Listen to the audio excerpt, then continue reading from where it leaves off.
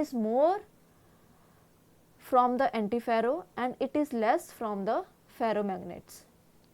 Now essentially ferrimagnetism entails some of the magnetically active atoms coupling constructively and an unequal number coupling destructively. So these are the some examples. Now see, for the ferrimagnetism, this white circle represents the oxide ion. Now Fe2 positive, these ions, see, these dipoles are acting upwards. Now some of the Fe3 positive ions are acting upward and some of the Fe3 positive ions are acting downwards. Now see, for this all Fe plus 2 have a spin magnetic moment. See, they are acting upward. Half of Fe3 positive have a spin moment in one direction and the other half in the other direction. So this will decrease the net magnetic moment. So this is known as ferrimagnetism. So let us compare all of these three types. Now see, this dotted line is for the vacuum. Now for vacuum, the relative permeability is equals to 1. Now the diamagnetic materials are those having permeability less than 1. So see, this line is below the vacuum line. Here the permeability is 0.999. Now for the paramagnetic material, the permeability is slightly greater than 1 and it is equals to 1.001, and the ferromagnetic materials are those which have very high relative permeability. So this line shows the ferromagnetic materials. So let us compare all of these three types. So this column represents the relative permeability. For diamagnetic material it is less than 1, for para it is slightly greater than 1, and for the ferro it is very greater than 1. Now this column, the first column represents the magnetic induction. Now for dia it is very small and it opposes the applied magnetic field. Second, for para, again it is small and it is in the direction of applied magnetic field, and for the ferromagnetic material B is very large and it again aligns in the direction of applied magnetic field. Now third column represents the susceptibility, which is equals to mu r minus 1. Now for dia it is negative and ranges from minus 10 raised to power minus 5. For para it is positive and it lies in between 10 raised to power minus 3 to 10 raised to power minus 5, and for ferro it is very greater than 1. So this is a graph for susceptibility. So for vacuum susceptibility is 0. Now susceptibility measure the material response relative to the vacuum.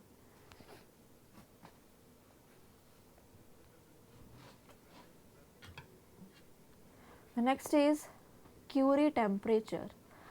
So the temperature at which magnetic materials lose their magnetism is called Curie temperature. So it is that temperature above which the magnetic material loses their magnetic property. That temperature is known as Curie temperature. So this table shows the Curie temperature for some important materials.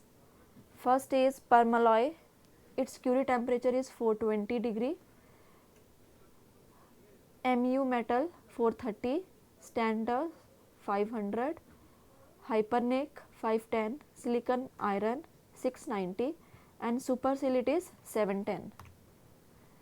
Curie temperature. So this red line represents the Curie temperature.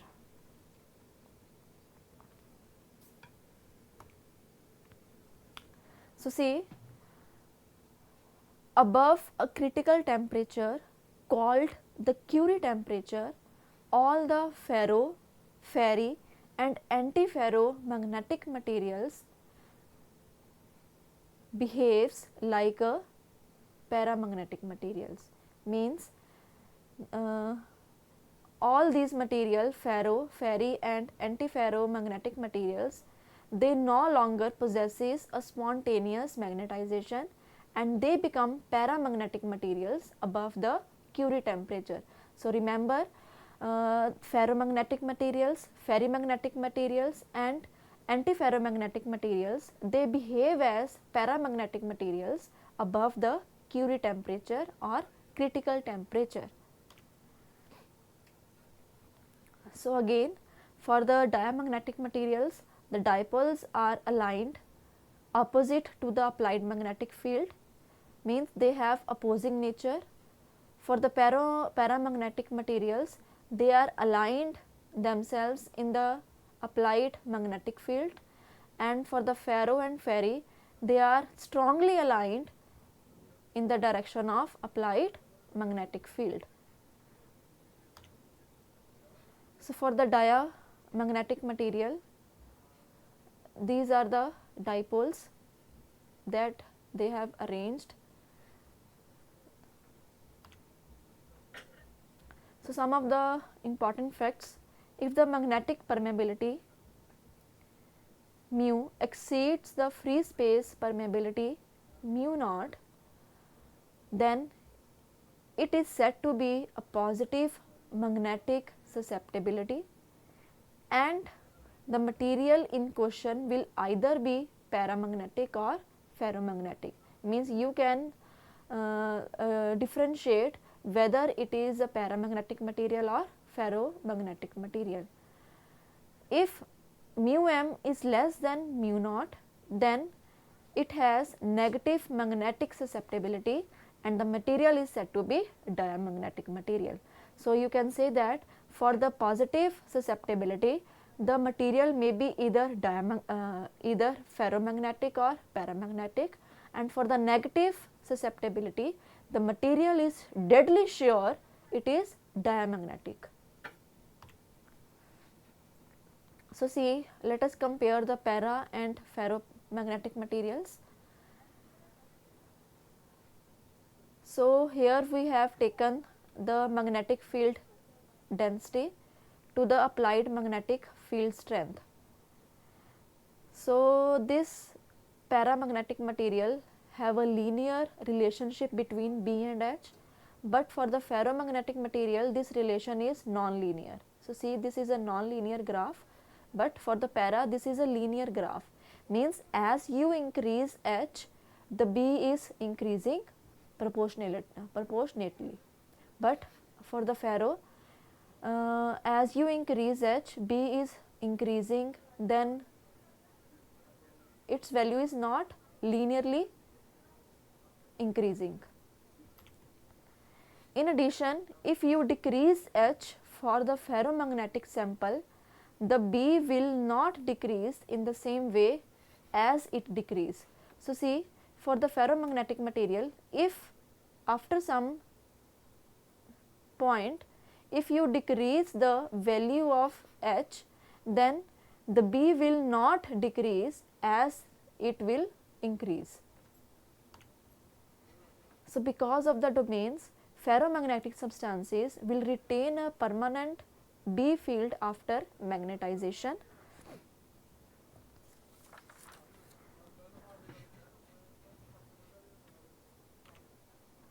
So this property, where the response to magnetization depends on the previous magnetization, is known as hysteresis. So we can explain the hysteresis, the phenomena of lagging behind the flux density B to the magnetization intensity H in the material, is known as magnetic hysteresis. It is also known as BH curve. So the area underneath the curve indicates the work done by H in changing the magnetic field of the substance in question. So this is the way by which we have decreased, then again increase, and then it returns to the same point. Now this point is known as saturation point. So hysteresis. So the striking property of ferromagnetic materials is the relation between magnetization and the strength of magnetic field. It is known as hysteresis. So this is the hysteresis loop. So in the starting, this is a non-linear graph. As we increase the H, this B increases, or you can say magnetization increases.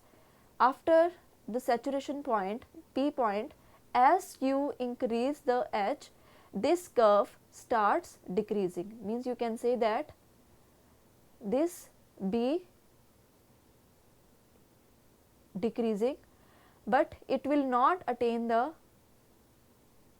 first value. Means at this point magnetization, this field is totally 0, but at this point there is some magnetization. So this OMR is known as retentivity. So retentivity is the power of retaining magnetism after the inducing magnetization is removed. It is called retentivity. Now this is coercivity. The coercive force is the magnetizing force in the opposite direction to wipe out the magnetism completely, and it is also known as demagnetization force.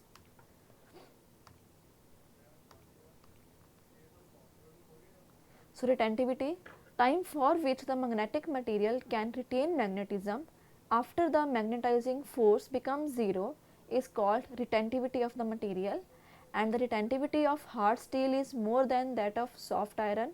Means the steel will retain more magnetism for more time than for the soft iron after inducing the magnetism. Coercive force, this is the magnetizing force in the reverse direction needed to remove the magnetism of a material completely. It is also known as demagnetizing force. The next is hysteresis loss. Now establishment of magnetic field in the magnetic material requires energy. Now when the magnetic field becomes 0, all the energy supplied cannot be returned by the magnetic material. Means there is a loss of that energy within that magnetic material. So that loss is known as hysteresis loss. So according to the these ferromagnetic materials are of two types: hard magnetic materials and soft magnetic materials. Hard materials are those which have large hysteresis loss due to large hysteresis loop area. For these material, coercivity and retentivity are large, and these are used to make permanent magnets. Soft magnetic materials have low hysteresis loss due to low hysteresis, small hysteresis loop area. Coercivity and retentivity are small, and hence these materials can be easily magnetized and demagnetized.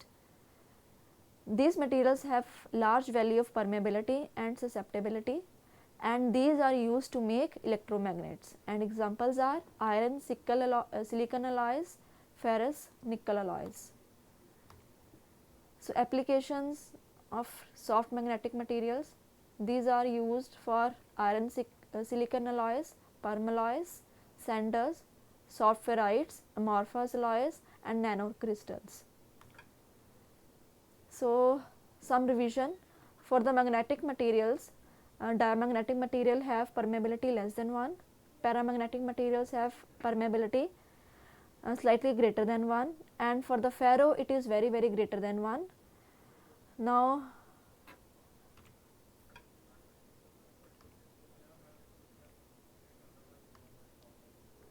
next is grain orientation. So in ferromagnetic material, dipoles are parallel, and by applying external magnetic field, they are oriented in the direction of magnetic field. So if during the manufacturing process all the grains of the materials are oriented in the particular direction, the material will require less magnetizing force, and this process is known as grain orientation.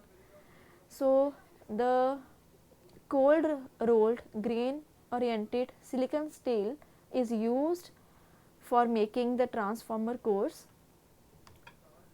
Advantages are lesser magnetizing current is required, grain orientation increases the permeability, and hysteresis losses are also reduced by this process. Thank you.